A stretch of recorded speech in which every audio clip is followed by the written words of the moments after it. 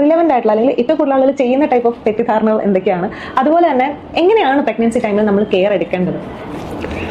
നേരത്തെ പറഞ്ഞ പോലെ ഇപ്പം ഓവർ കെയറിംഗ് ആണ് ഇപ്പം പ്രശ്നം. അപ്പം പ്രഗ്നന്റ് ലേഡി എന്ത് ചെയ്യണം? ട്രാവൽ ചെയ്യാവോ, പിന്നെ ജോലി ചെയ്യാവോ, ഇരിക്കാവോ, സ്റ്റെപ്പ് കയറാവോ, നടക്കാവോ, അങ്ങനെയൊക്കെയുള്ള ടെൻഷൻസ് ആണ്. പ്രത്യേകിച്ച് എന്തെങ്കിലും ഒരു പ്രശ്നം ഉണ്ടായവർക്ക്, ഒരു പ്രീവിയസ് പ്രഗ്നൻസിയിൽ ബ്ലീഡിങ്ങോ, അബോർഷനോ, പിന്നെ അല്ലെങ്കിൽ പ്രീടേം ഡെലിവറിയോ അങ്ങനെയൊക്കെ ഉണ്ടായവർക്ക് ഭയങ്കര ടെൻഷനായിരിക്കും. ആക്ച്വലി ഇതൊന്നും ഗർഭത്തിനെ ബാധിക്കുന്നില്ല.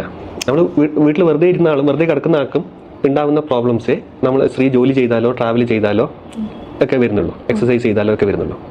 മനസ്സിലായില്ലേ? ഇപ്പോൾ ഫോറിനിൽ എക്സസൈസ് ചെയ്യാം, അവർ എക്സസൈസിനെ പറ്റി പറയുമ്പോൾ എത്ര കണ്ട് ചെയ്യാം എന്നാണ് ചോദിക്കുന്നത്. നമ്മൾ ഇവിടെ എത്ര കണ്ട് ചെയ്യരുത് എന്നാണ് ചോദിക്കുന്നത്. അതാ ഡിഫറൻസ്. മനസ്സിലായില്ലേ? അപ്പം നോർമലി ചെയ്യുന്നവർ അവർ പ്രഗ്നൻസിക്ക് മുമ്പേ ചെയ്യുന്ന കാര്യങ്ങൾ അതേപോലെ ചെയ്യാം. സ്ത്രീക്ക് ലിമിറ്റേഷൻ ഉണ്ടാവും. പിന്നെ അവർക്ക് ഒരു പ്രഗ്നൻ്റ് ആയി കഴിഞ്ഞ് മുമ്പ് ചെയ്ത് അത്ര തന്നെ ചെയ്യാൻ പറ്റില്ല.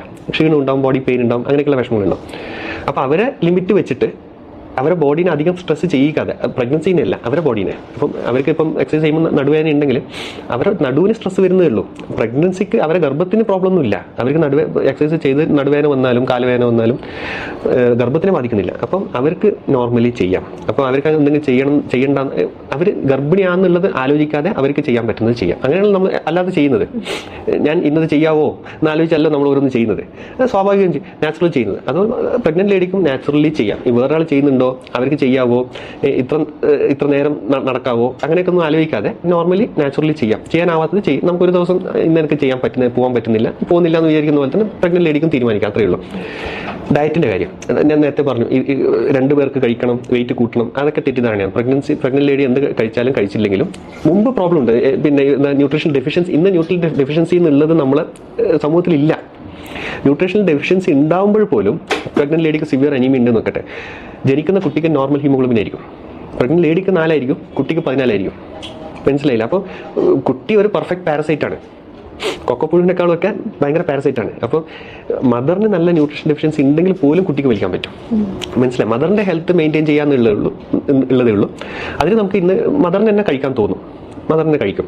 മനസ്സിലായില്ലേ? അതിന് നമ്മൾ സ്പെഷ്യൽ കെയർ കൊടുക്കുക, നിർബന്ധിച്ച് കൊടുക്കേണ്ട ഒരു ആവശ്യമില്ല.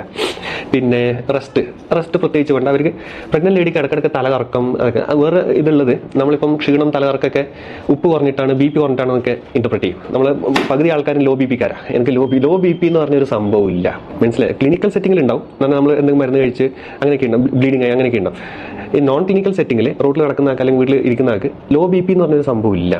ഒരാൾ BP കുറഞ്ഞിരിക്കുകയാണെങ്കിൽ അയാൾ കൂടുതൽ ഹെൽത്തിയാണ്. BPയും ഇപ്പം BP കൂടുന്തോറും ഉഷാറായി വരുന്ന, ഇപ്പം ഹൈപ്പർ ടെൻഷനിലാകും ഭയങ്കര ഉഷാർ, അങ്ങനെയല്ല നമ്മുടെ ബോഡി. മനസ്സിലായില്ലേ? അതുപോലെ പിന്നെ BPയും ഉപ്പും തമ്മിലും ബന്ധമില്ല. ശരിക്കും ഉപ്പ് കുറഞ്ഞിരിക്കുന്നവരുണ്ട്, റയറാണ്. പിന്നെ ഹൈപ്പോനേട്രീമിയ എന്ന് പറയും. അവർക്ക് ലോ BP ഉണ്ടാവില്ല. ലോ BP അതിലില്ല, അതിൻ്റെ ആ കൂട്ടത്തിലില്ല, അവരുടെ ലക്ഷണത്തിന്റെ കൂട്ടത്തിലില്ല. മനസ്സിലായി? അപ്പോൾ അത് വിചാരിച്ച് നമ്മൾ BP ലോ എന്ന് വിചാരിച്ച് ഉപ്പ് കഴിച്ച് കിഡ്നി തകരാറാക്കും. അത് ചെയ്യാൻ പാടില്ല. മനസ്സിലായി? നമ്മൾ ഓൾറെഡി നമുക്ക് WHO പറഞ്ഞിരിക്കുന്ന ഉപ്പിന്റെ അളവ് മാക്സിമം 5 grams per day ആണ്. നമ്മൾ മലയാളി ഭക്ഷണത്തിൽ 13 grams ആണ് പെർ ഡേ ഉള്ളത് ഉപ്പിന്റെ അളവ്. അപ്പോൾ നമ്മൾ ഓൾറെഡി കഴിക്കുന്ന ഉപ്പിന്റെ അളവ് കുറയ്ക്കുകയാണ് വേണ്ടത്. അതും ലോ BP ആണെന്ന് വെച്ചിട്ട് എല്ലാവരും ഉപ്പ് കഴിച്ച് അപ്പോൾ നമുക്ക് ഈ പ്രഗ്നൻസി അത് നമുക്ക് ഈ പറഞ്ഞു കൊടുക്കാനുള്ള അവസരം. മോഡേൺ മെഡിസിൻ ഡോക്ടേഴ്സ് വരെ പറയാറുണ്ട് BP കുറവാണ്, ഉപ്പ് കൂടുതൽ കഴിക്കാനായിട്ട്. എന്തുകൊണ്ടായിരിക്കും ഇങ്ങനെ? നമുക്ക് ഈ BPന്റെ കാര്യത്തിൽ മാത്രമല്ല, നമുക്ക് ഏതൊരു ഇതിൽ നമുക്ക് പലപ്പോഴും ഡെഫിനറ്റായി പറയും. ഇപ്പം ഒരു പനി വരുന്ന ആൾക്ക് ഏത് വൈറസാണ് നമുക്ക് പെട്ടെന്ന് അങ്ങനെ നമ്മൾ നോക്കുന്നില്ല. ഇപ്പം നമുക്കൊരു ക്ഷീണമുള്ളാക്കുക, വയറുവേദനയുള്ളാക്കുക, തലവേദനയുള്ളാക്കുക, നമുക്ക് ഇന്ന ഡെഫിനറ്റ് കാരണം നമുക്ക് പറയാനില്ല ആക്ച്വലി. പക്ഷെ ആളുകൾക്ക് എന്ന് പറഞ്ഞാൽ ഡെഫിനറ്റ് വേണം. ഒരു ക്ഷീണമുണ്ട് ഡോക്ടറെ, എന്താ ഒന്നും ഉണ്ടാവില്ല, പ്രത്യേകിച്ച് ഒന്നും പറയാനുണ്ടാവില്ല, അയാൾക്കൊന്നും പ്രോബ്ലംസ് ഉണ്ടാവില്ല, അയാൾക്ക് പ്രത്യേകിച്ച് കോസും ഇല്ല, എല്ലാം കൂടിയിട്ടാണ്. എന്ന് കാലാവസ്ഥ, ഒരു അയാളെ സോഷ്യൽ ഇത്, പിന്നെ എല്ലാം കൂടിയിട്ടുള്ള ഒരു അയാളെ ഫീലിംഗ് ആണ്. അപ്പോൾ അതിന് ആക്ച്വൽ മെഡിക്കൽ റീസൺ ഇല്ല. പക്ഷെ അവർക്ക് അങ്ങനെ പറഞ്ഞാൽ പോരാ. അതുപോലെ ഡോക്ടർക്കും ഒരു പിന്നെ ഡോക്ടറായാലും ഹെൽത്ത് സിസ്റ്റത്തിന് പലപ്പോഴും നഴ്സുമാരായിരിക്കും അല്ലെങ്കിൽ അങ്ങനെയുള്ളവരായിരിക്കും.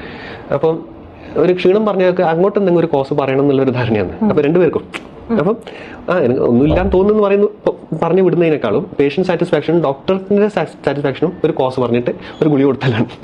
മനസ്സിലായില്ല? അങ്ങനെ എന്തെങ്കിലും ആയിരിക്കും.